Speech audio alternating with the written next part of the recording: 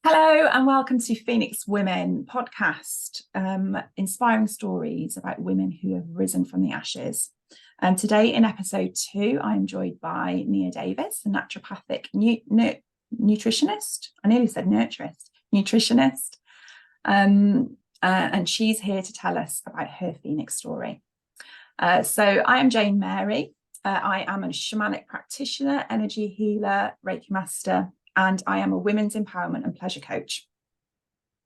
Phoenix Women is here with the intention to inspire you and support you if you are working through any challenges in life. Because let's face it, that's part of life. So we are finding different ways to navigate through them. If there is anything that you hear within this podcast that may be triggering or activating, I really invite you to check in with yourself with anything that you need. Maybe go for a walk, have a drink of a nice cup of tea, reach out to a friend and just check in with what it is that your body needs. Another disclaimer is that there may be some swearing in this podcast. So if you have young children around, just maybe check in with your environment, whether it's an appropriate time to listen. But welcome. Do I need to check anything else? No. So welcome, Nia. It's great to have you here. Thank you.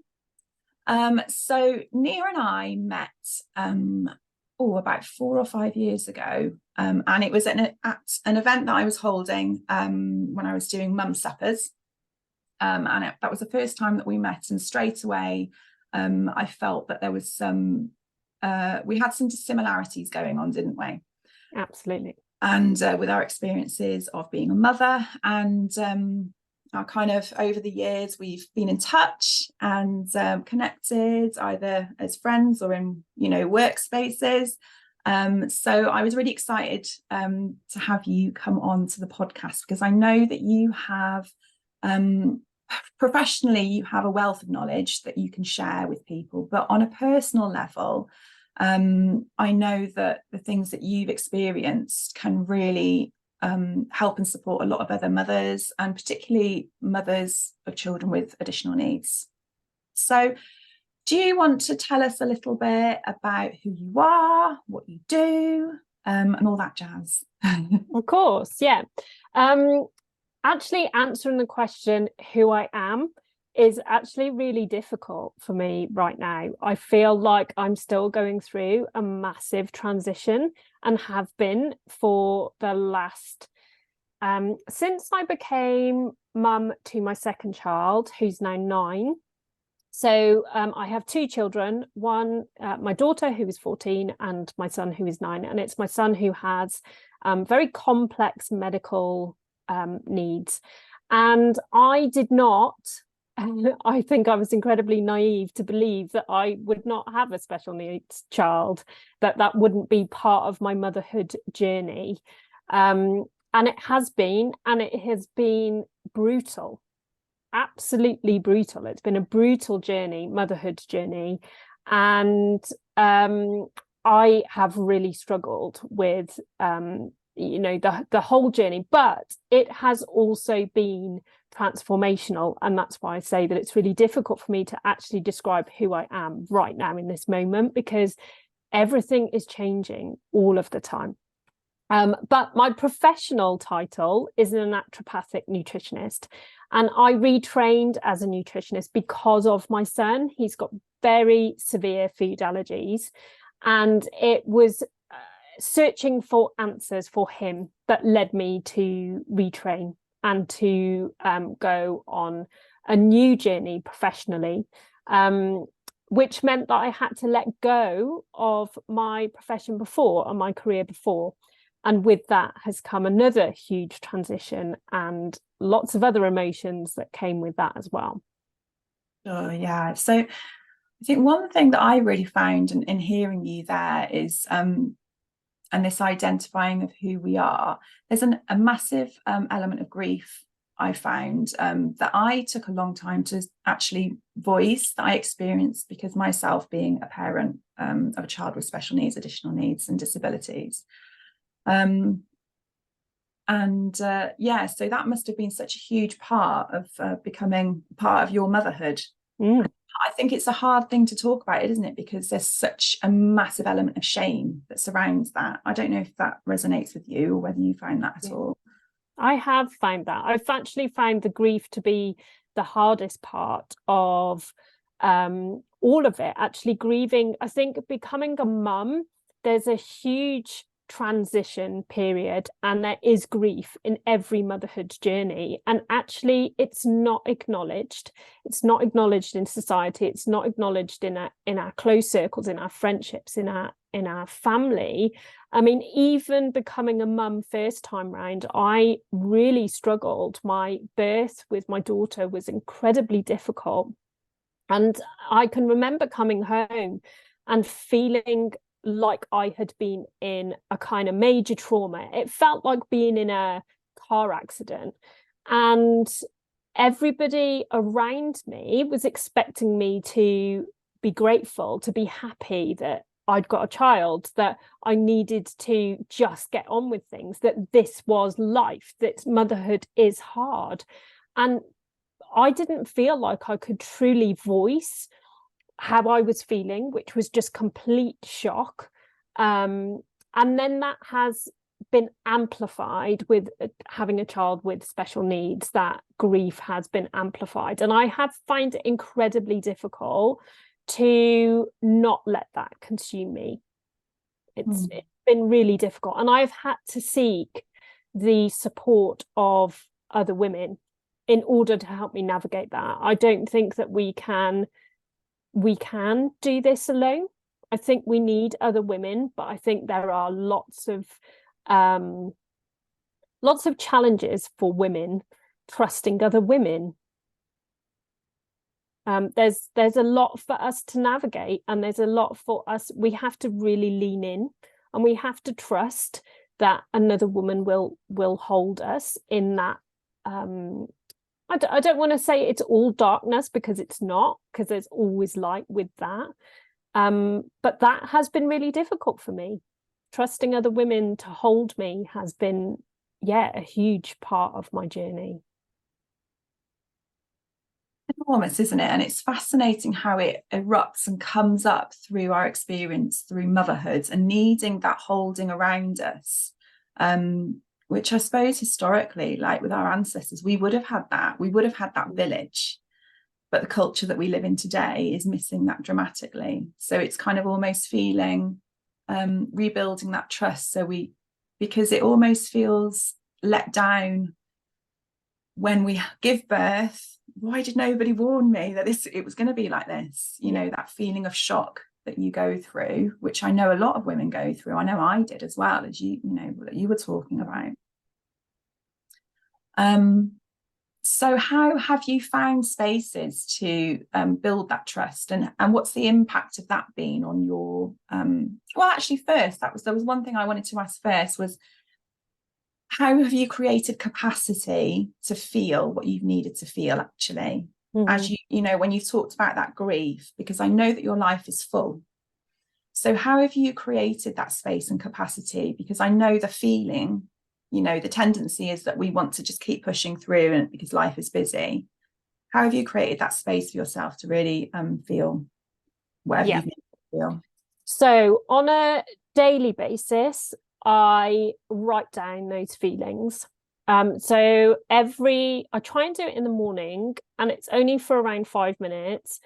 If I don't get a chance in the morning, then I do it before I go to sleep. But I write down, so there are certain things that I write in my journal. So things that I'm grateful for. I will write my prayers in there. So that's something that I have recently started to do, is actually to write them, because I've had trouble speaking them. And I've actually found that writing them has been another way for me to do that. But really acknowledging what is coming up, and whatever that emotion is. Now, one of the emotions that I think has been really difficult for me in motherhood has been anger. That has been something that I have felt that I couldn't feel. And so then there comes the shame and all of those things that kind of come alongside that, when you feel like you shouldn't be feeling a particular way. And so actually writing that out and actually acknowledging it and kind of saying, oh, that's okay, that's there, and there's a reason behind that, has been really helpful. But then that isn't enough. I need it to actually give more time to the emotions that are coming up. So the other way is spending time in nature when I can. And actually, that's really difficult when you hear people say on social media, oh, make sure that you get out in nature. And I think that's actually not easy always when you're a mum or a special needs mum, or you have huge amounts of demands on your time for working mums. And especially now, as the seasons are changing, it becomes even more challenging. But when I can, spending time in nature and walking, I find that when I'm walking, all of those kind of thoughts, they have room, they have space to kind of rise up, because throughout the rest of the day, I'm pushing things down repeatedly. And the danger of doing that day in, day out, and pushing those feelings down and down is that they have nowhere to go. And that's where they manifest physically in our bodies. And that's when that can, I believe, lead to imbalance in the body. And then again, outside of that, actually started with your circle that you held in the very first time that I met you. That was the kind of gateway for me into safe spaces where I could actually speak out. You were the first person that gave me that opportunity to be truly seen. You didn't try and stop my emotion or my grief and kind of try and push it back away. You were very much, that's okay, that's welcome here. And that was the first time that I had experienced that. And since then, I have gone on to meet other women that you know in your circle, who offer the same safety. So that's how I have allowed those feelings. But you have to be, I don't necessarily like the word disciplined, but you have to be devoted to yourself, to give yourself that space. Because if you don't do that, if I don't allow that space, and it's really difficult to do that, there are huge challenges for me to take time away from home, to take that time out. But I know from experience of experiencing what happens when I don't do that. Just love that phrase that you use, devoting that time to you. And you're absolutely right. It sounds so simple, doesn't it? But it is the hardest thing. It is the hardest thing. And I tell you, Nia, I've loved seeing you from when I first met you. I've just loved watching you and seeing how you've really changed over the years. And also, with this, a lot of the work that I do is building up these safer spaces to speak freely, particularly anger. I love the juicy anger because our temptation is to jump straight from any feeling of anger that arises, just to jump to that sadness, or to just jump to, right, let's just get on with it. And it just bubbles up, doesn't it? It's, and I see a lot of women, even just walking down the street, and I can feel the anger that we have, and quite rightly so in a lot of cases, because it just has nowhere to go. So having these safer spaces to really, because it's a part of grief, isn't it, when we haven't been able to express it. So but it's dancing with the feelings of shame around it that we have, being that angry woman, or just not being ladylike, and all of the false stories that we've been told. So having those spaces is crucial, isn't it? And so it's kind of making me feel that it's okay to feel angry, particularly when things are happening with our children that are completely out of our control, that we wish we could change. It's okay to feel angry, as well as at the same time you can still feel grateful. It's like having this dance between the polarities of a bit of rage and sadness, and also, oh, okay, I can devote time to myself to feel okay. So it's bringing a balance to prevent them from engulfing each other, I suppose, isn't it? Or bypassing, one of them.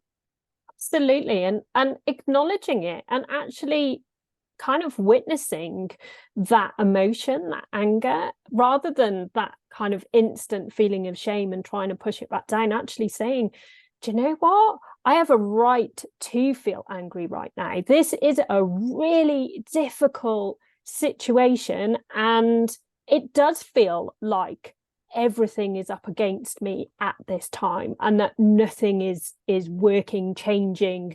And those frustrations are so valid. We don't validate our feelings. We don't validate those things as being worthy, and they are. It's so important that we acknowledge those things. And then also, I think that there is so much more than actually what's happening in the present. There is so much that we carry from our past, from our childhoods, there's so much that's wrapped up in the way that we feel. And it very often isn't just an anger about a particular situation, that there are so many other things attached to it. But if we don't give that feeling the space and the time and the reflection, it's the reflection for me that to give myself time to say, okay, why do I feel that way? What is it that it's actually trying to tell me? And often there's a message with every emotion, with every feeling that we have. There's a message there for us, but we can only unlock that and hear that message if we give it the space and the time and the reflection. Yeah, absolutely. Yeah. And sometimes hearing that message can be hard, can't it? So, the idea of keeping ourselves busy and not hearing that, I get that, Yeah, it's easier. It is easier, isn't it? Easier. But it's, but it doesn't bring any change, does it? No.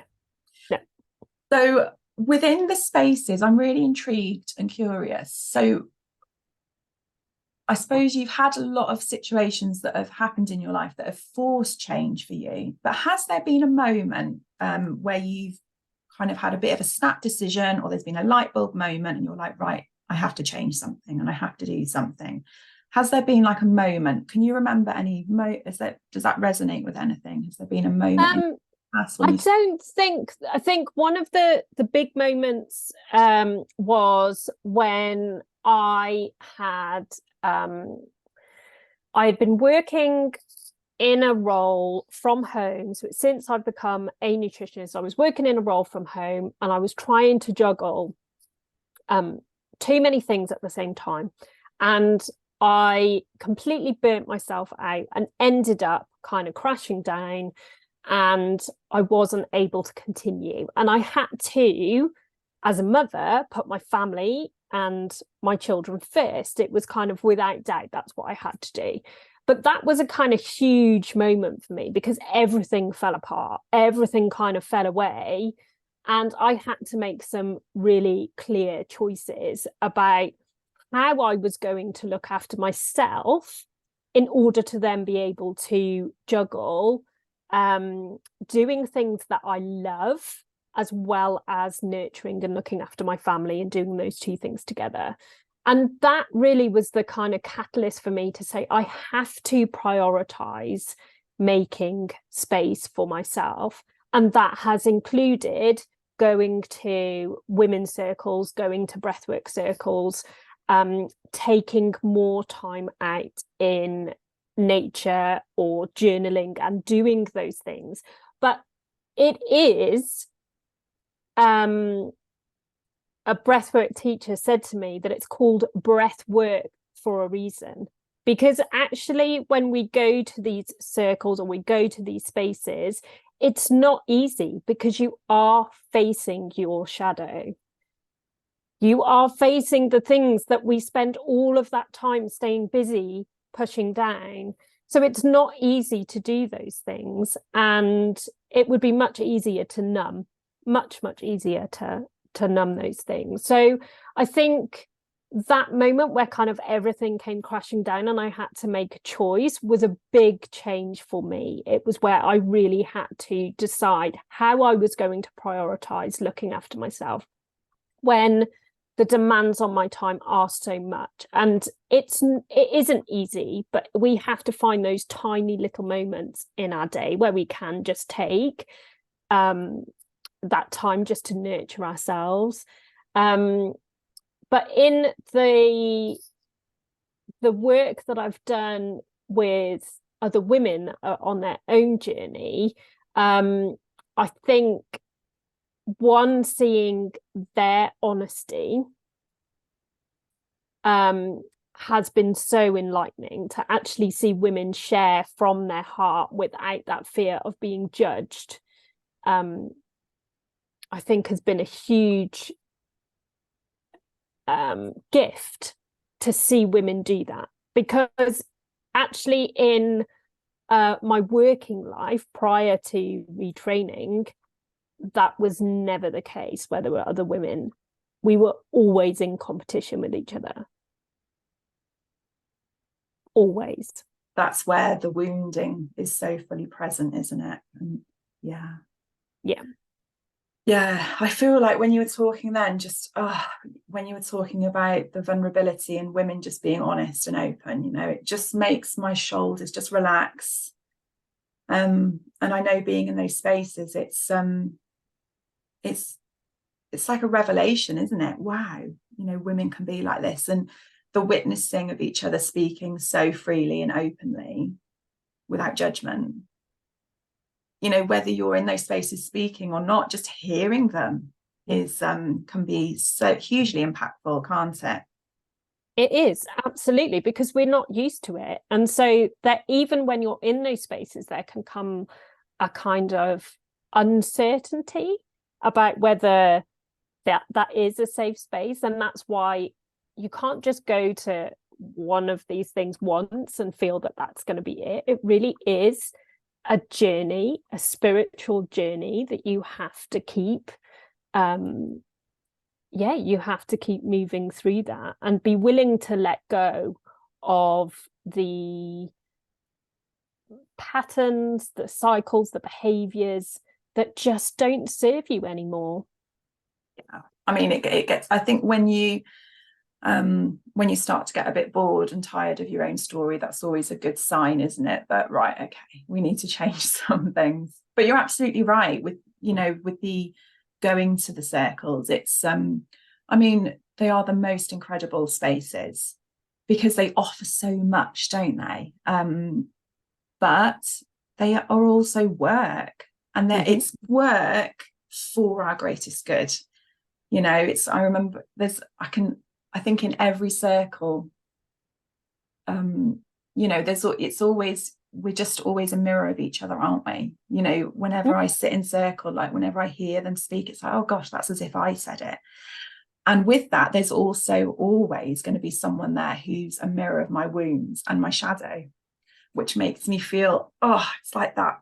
Oh, this feels really uncomfortable to be hearing.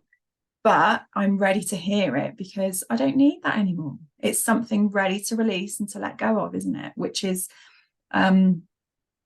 massive. And I don't know about you, Nia, but I've really found that those spaces and having that vulnerability, expressing it, releasing, you know, whether it's that anger or just that grief, it's really supported me in being, I feel, a better mum and more resourced in facing whatever I need to for my children. Does that resonate with you? I'm curious how that's helped you, and also with going back to having that circle of women around you, as you talked about at the beginning. Has that helped or made any difference in resourcing you in your ability to do what you do? It has, absolutely. I think one of the questions that often gets asked when I have done business coaching in particular is one of these places that this question comes up. What is your legacy? Now, whenever that question has come up, it's made me feel so uncomfortable, because I am like, I don't know what my legacy is going to be. What I thought my legacy was going to be, what I thought my life was going to be, has been completely taken away from me. It's been ripped away from me, and I'm having to really think about what I can do. but also I'm not able to do what I want to do because of my situation. So I'm really having to think about that. So this question that kept coming up and kept making me feel really uncomfortable. And then I was within a container of women. It was an online container, and this question came up again about legacy. And I had a light bulb moment where I went, my legacy is doing this work. My legacy is working on my wounds. My legacy is teaching my children, my daughter in particular, that you can live a life regardless of any obstacle that is thrown at you. Not regardless of, you can thrive in your life but you can only do that if you are willing to show up. You have to show up for you. And the only way that you can show up for you is by deeply loving all of you. All of you. The ugly bits, the dark bits, the fuck ups, everything. You have to love every single piece of you. And then with that, that's where the devotion comes from. I am going to devote this time to me to work on my stuff, whatever that stuff is. And that stuff changes all the time. You think, oh, I've been through that. I've shed that part of me and I've worked through that and that's all gone. And then the next thing, something else will come and kick you in the butt and you go, oh, right, now I've got to deal with this. That is my legacy. My legacy is letting go of all of the generational cycles that came before me, where my family members couldn't work through those things. I feel like I am that generation that is having to face all of this stuff and find a way to live and to thrive in this world, but isn't always a place that is, it can be really tough to live in these times, really tough to live in these times. But I want to be able to show both of my children, but my daughter in particular, that she can thrive and she can do it in harmony with other women, not against other women. Oh, I love that. Complete cycle breaker, you know. And it is, we're not meant to be doing this alone, are we? Because I don't know, I really feel like we're doing this for the next generation. For them to fully, they're the proper, they're really bringing the change, aren't they? So we've got to kind of cut that cycle here, right now. Because everything you say, I totally resonate with. Yeah. But it's messy.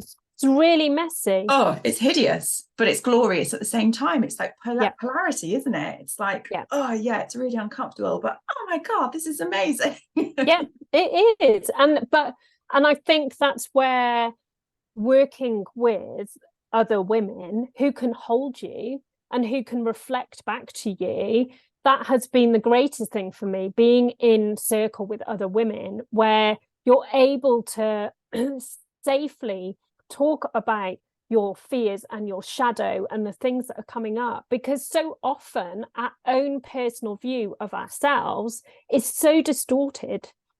And it's only through the reflection of others that where they're able to reflect back to you that you realize that actually the stories that you're holding on to, they're exactly that. They're stories. They're not real. Yeah, absolutely. And just there was you just said then women that can hold you. That was an enormous thing, because I felt that I had to always make myself smaller. I had to, anything that was going on at home, I had to kind of make it smaller so it didn't shock people so much, with what we were experiencing, because they didn't have the capacity for it. So having the space where you can kind of just bring it all to the table, and they're still there. The women are still there holding you. Like, that's enormous. And we need those spaces, don't we? We need women to hold us. And this isn't about power over. It's not about power over other women or power over men. This is, because I think men need these spaces as well. We all need them. Oh, they do. Yeah. Oh, I think our men do, but I think there's also huge power in women doing the work that they're doing and actually showing the men in their homes totally. Yeah, what they're doing and the difference that it's making. And men, I think, need different spaces. They need to be held by men. They need to be held in a more masculine way, with the touch of feminine, because I think the feminine is important in there. But it is different. But I do think that showing other men in our lives actually the work that we're doing and the difference that it's making is just as important. absolutely. It's bringing that balance of the feminine and the masculine for us all, within us all, without us all, isn't it? So it's, yeah, amazing. So,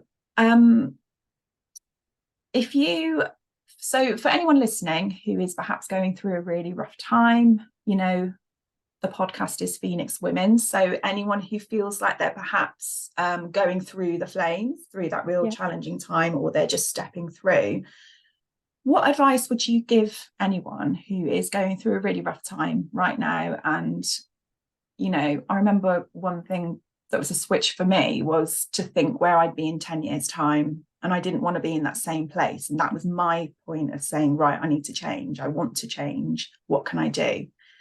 So what advice would you give to anybody who perhaps is in that spot, in that space? What simple things where they could devote time to themselves, as you so beautifully put? Yeah, I think really going back to simplicity and being willing to nurture yourself. You cannot go through a really difficult, demanding time when you're going through the flames and run on empty. You just cannot do that. So you have to find a way to nurture yourself in the simplest of ways. Go back to basics. Start with food. Start with what you are eating and how you are nourishing yourself. Really simple. Don't overcomplicate it, but fuel your body in a way that's going to give it the resources and the nutrients that it needs to be able to walk through that fire. So that kind of simple message of nurturing yourself with food as a simple starting point and as a foundation, what I often talk about is that use it as a foundation. From there, then build up the sides of your house and your roof. So then think about how you can actually give yourself space. How can you create that space? And sometimes that can feel completely impossible. You just think there just isn't any space for me. But you need to, women and mothers are the best problem solvers. They are able to find a solution to everybody else's problems, and you have to become your own problem solver. You have to sit down and be really honest with yourself. And sometimes that's not easy to say, actually, where am I wasting my time? Where am I putting my time where that's not actually helping me? And how can I actually shift that so that I'm devoting some of that time to myself? And then you need to start. You need to start actually doing it, because having the intention is one thing, but making it happen is something else. So then actually making that happen every day, really being committed and devoted to you to do that. And then on the bigger scale, so if we're kind of thinking at the core, we're nurturing ourselves with our food, and then we're looking at our environment and our space. And then the next part of that and that next circle would be, who is it that you can actually turn to? And that might be initially, that might be a friend or a family member. Who can you talk to actually share this load where you feel safe? And then you might also want to look up where you can find those safe spaces, though, whether that be working with somebody like yourself on a one-to-one or in a circle. But where can you find those safe spaces for yourself to be held and be witnessed in your challenges? Because sometimes that is simply what we need, is for somebody to say, I can see how hard this is and I can see your pain. We don't want somebody always to fix it. We just want somebody to acknowledge us.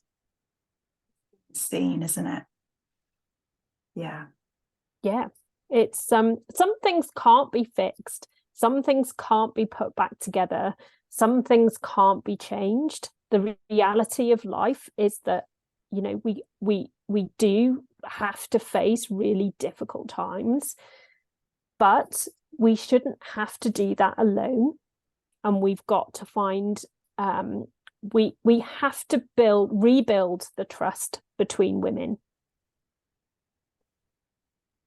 I love how you talk about the building the foundation of starting at the core and then expanding it out, because we very often we want to jump to the outside source, don't we, to resource us and get it from outside, but it always starts from the most simple tiny little baby steps, isn't it, of devotion to ourselves. You know, always come back to ourselves. Yeah, absolutely. That change will always come from inside of you. It doesn't matter who you go to and who you visit and who touches you. Actually, they will gift you many, many things, but it's what's inside here that will bring that change. You have to, it's like kindling that flame inside you, where you're willing to give it the fuel and the resources that it needs to actually burn bright, so that your spirit and your energy can burn bright, whatever it is that life is throwing at you. But you are the person who makes that change. Everybody else is there to walk alongside you, but they cannot, nobody can make those changes for you. That's about you doing that. But sometimes you need somebody to show you. You need somebody to show you actually what's inside, because it can get lost. It can get lost with, you know, life can batter you and it can knock you around, and you can just lose sight of what's inside. And sometimes you just need somebody to show you the way, but it's you that has to walk that road. Absolutely. So beautifully put. And it comes back to the question at the beginning of the podcast, who am I, doesn't it? So it brings it all back to that as well. Oh, Nia, I could talk to you for hours. So yeah, such great advice. And I really hope whoever's listening and sees this really takes away, even if it's just one thing they hear. I'm taking away lots of little nuggets of gold from this. Because even when you're aware of it and you know it, you always need reminding, don't you? And yeah, it's always bringing it back to yourself. And yeah, I've really, really loved this. Thank you so much for being here, Nia. You're so welcome. Thank you. So if anybody wants to work with you, or how can they find you, and yeah, where can they find you? Sure. So I share my love of nutrition and nurturing ourselves and our families at Hope and Wonder Wellness. And I support mothers with the power of self-care through Spirited Mother Box, which is a bi-monthly self-care subscription with additional support in there as well. So you can find me at those two places on social media. And yeah, if anything within this podcast has kind of, like you say, touched somebody, and of course they can reach out to you, but also if somebody wants to reach out to me, they're more than welcome. And I really recommend that you go and give Nia a follow. Hope and Wonder Wellness, and her Spirited Mother boxes are just brilliant. I signed up to them thinking, oh yeah, I'll give these all away to the mothers and the women in my life. And every time they come, I'm like, oh, look at this in here. Oh, I'll give this one away, but I'll keep this for myself. And they're just gorgeous. And thank you. Yeah, I can really tell you put so much time and effort into them, and real thought, and they're always perfect for you know, that month or whatever's going on. So yeah, I really suggest that you go and check those out. They are glorious. Nia, thank you so much for your time today, and for coming on. It's so great to see your gorgeous face and to hear all your wisdom. Yeah, so I'm going to give thanks and say goodbye to everybody. I will be back with episode 3. But for now, yeah, as Nia said, if anything has come up, and just get in touch, or just keep resourcing yourself. Take some time, go out in the garden, get your feet on the earth. Just make some space to devote time to you. So with that, I'm going to say goodbye, and I send you all lots of love.